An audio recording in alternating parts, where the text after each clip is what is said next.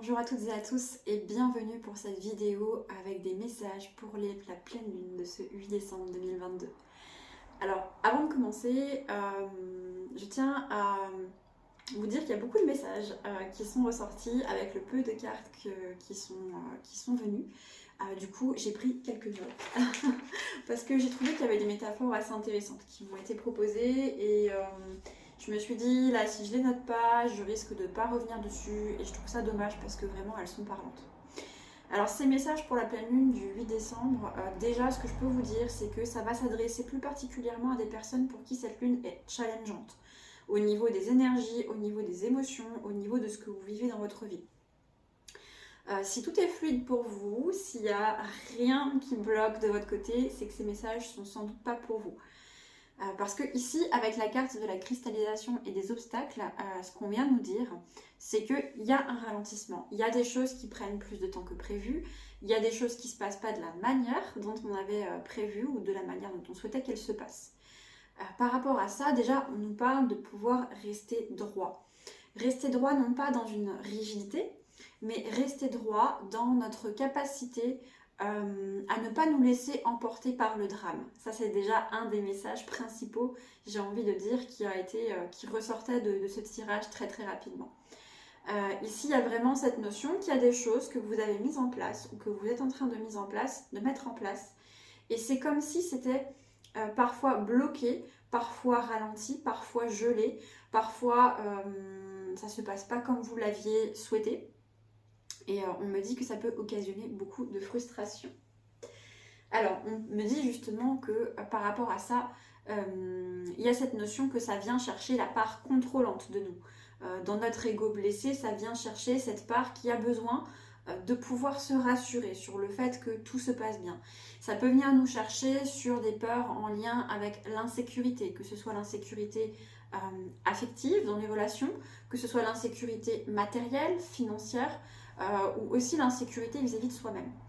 Et l'insécurité vis-à-vis de soi-même, on va en reparler tout à l'heure avec les cartes qu'il y aura en conseil, j'ai envie de dire, parce que ça vient justement donner un appui sur ce message-là.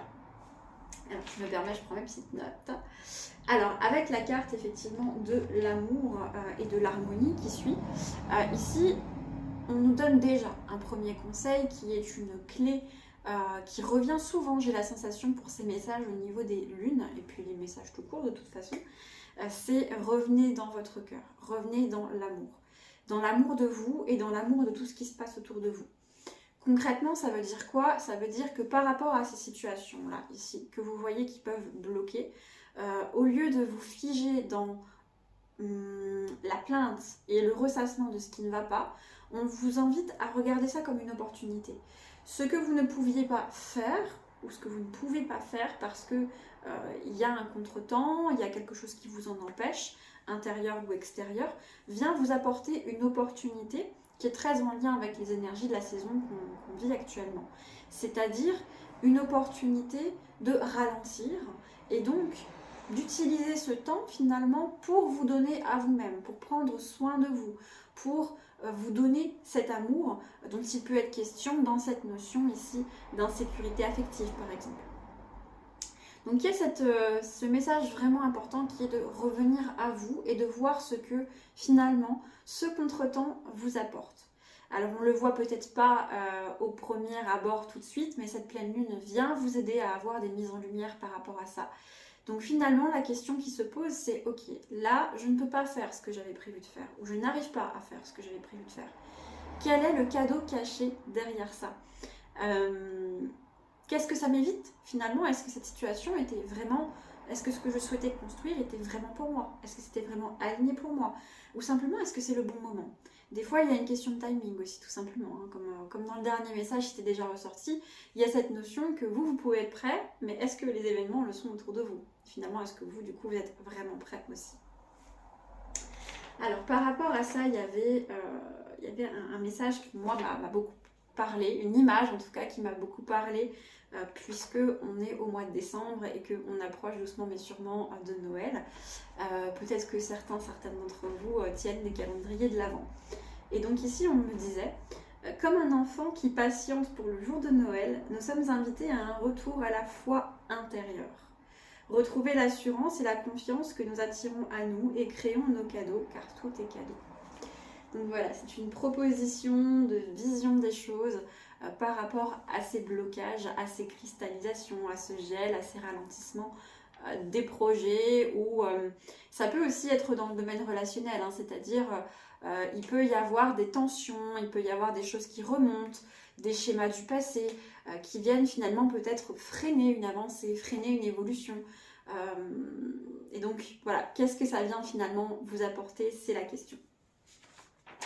Alors, il y avait une autre image qu'on m'a donnée, que j'ai envie de vous partager, telle qu'en tout cas je l'ai canalisée sur l'instant. Le gel fait partie de l'hiver, de son processus, et nous fait cadeau de temps et d'un potentiel de se donner de l'amour. Que se passerait-il si nous passions plus de temps à nous donner de l'amour qu'à nous plaindre lorsque les choses ne vont pas dans le sens que nous voulons? C'est une jolie question, je trouve. Défocaliser notre attention de nos attentes et exigences nous permet de libérer l'énergie, de relâcher l'énergie et de la remettre en mouvement pour la réalisation de nos souhaits. Donc ici concrètement, ce qu'on nous dit, c'est que ce qui bloque, c'est peut-être parce que vous focalisez aussi beaucoup votre attention dessus.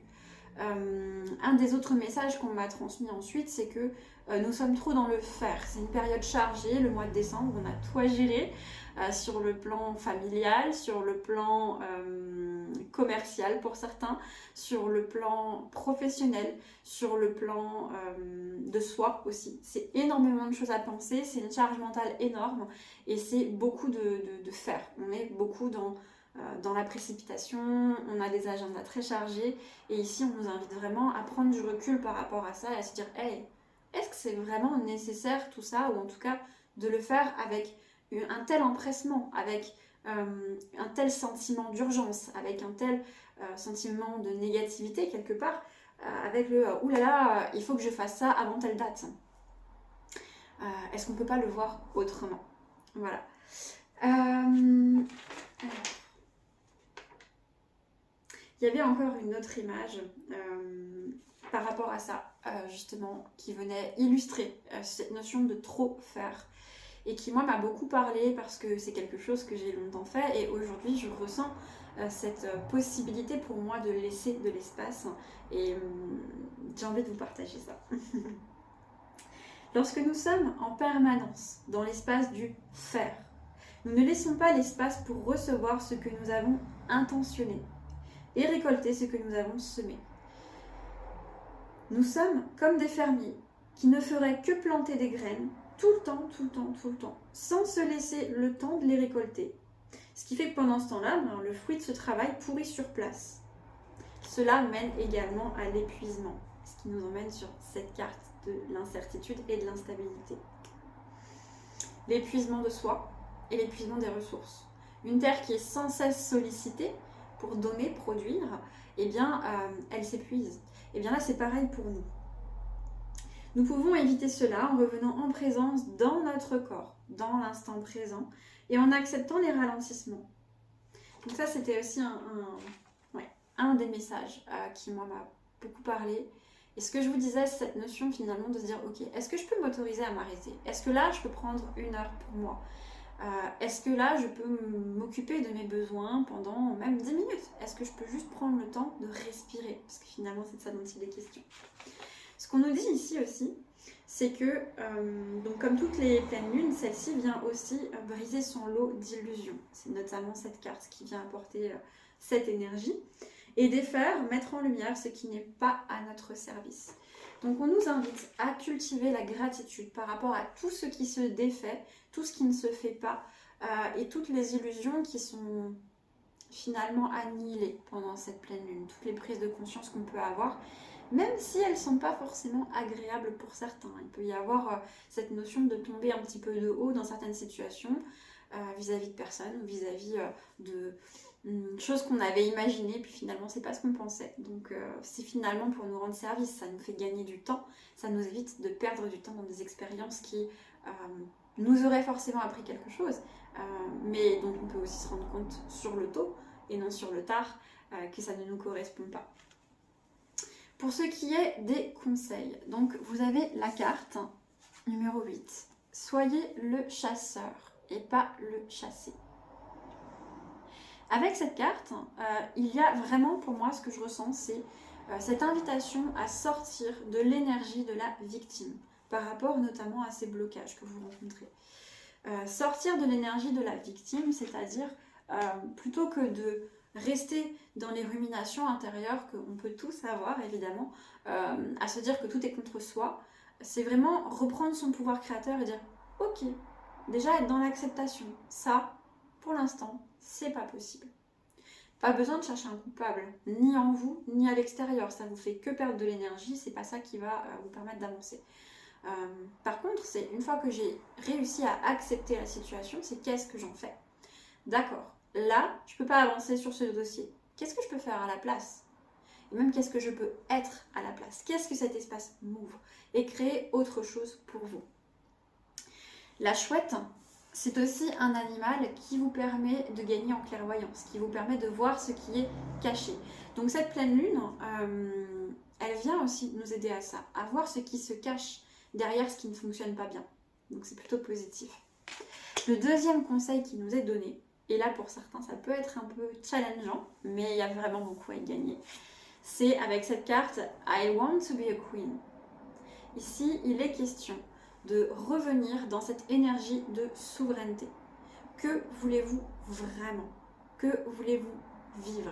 Dans quel domaine de votre vie ne vous affirmez-vous pas pour ce que vous êtes? Dans quel domaine de votre vie peut-être laissez-vous les autres vous envahir? Dans quel domaine de votre vie faites-vous passer vos besoins après ceux des autres? Il y a cette notion ici de pouvoir exprimer ce qui est important pour vous. Peut-être qu'il va y avoir des relations à recadrer. Peut-être que c'est simplement exprimer vos intentions aussi à vous-même et à l'univers. Moi, je veux vivre ça dans ma vie. Il est question ici de reprendre conscience de sa valeur, de retrouver son estime de soi, sa confiance en soi. Et cette pleine lune, elle nous invite, mais elle nous facilite ça aussi. Donc c'est quelque chose finalement qui va vous permettre de construire quelque chose de beaucoup plus en lien avec vous-même par la suite, notamment pour 2023. Voilà pour les messages que j'avais à vous transmettre pour cette pleine lune du 8 décembre. Je vous souhaite en tout cas de passer une pleine lune qui soit éclairante, qui soit douce et qui soit à votre... qui vous permette de retrouver votre service au service de vous-même. C'est pas très français, mais en tout cas pour moi, l'énergie était là. Je vous souhaite une très belle journée, soirée, nuit et je vous dis à bientôt.